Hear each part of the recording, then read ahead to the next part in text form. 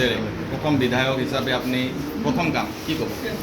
মই বিলাসীপাৰা পৌৰসভাৰ অন্তৰ্গত আমাৰ DSL যিখন আজি ইয়াত জিম অপেনিং কৰা হ'ল মোৰ হাতেৰে শুভ উন্মোচন কৰিবলৈ পাই মই অত্যন্ত আনন্দিত হৈছোঁ আৰু তাৰ লগে লগে মোক ইয়াত সম্বৰ্ধনা জ্ঞাপন কৰা হৈছে। মই অত্যন্ত আনন্দিত হৈছোঁ আৰু সকলোৱে ইতিমধ্যে জ্ঞাত যে খেলৰ প্ৰতি মোৰ সৰুৰে পৰা এটা খেলৰ প্ৰতি মোৰ এটা আকৰ্ষণ আছে আৰু যাৰ কাৰণে ক্ৰীড়াৰ প্ৰতিভাসমূহ বিকশিত কৰাৰ মোৰ এটা লক্ষ্য আৰু উদ্দেশ্য মই ইতিমধ্যে যোৱা সময়ছোৱাৰ পৰা মই কাম কৰি আহিছোঁ।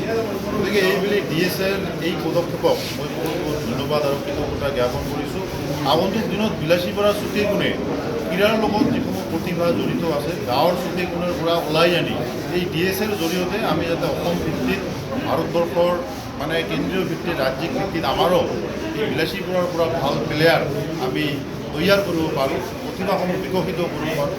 তাৰ কাৰণে আমি DSL আৰু আমি একেলগে আজি সংকল্পবদ্ধ হৈছোঁ।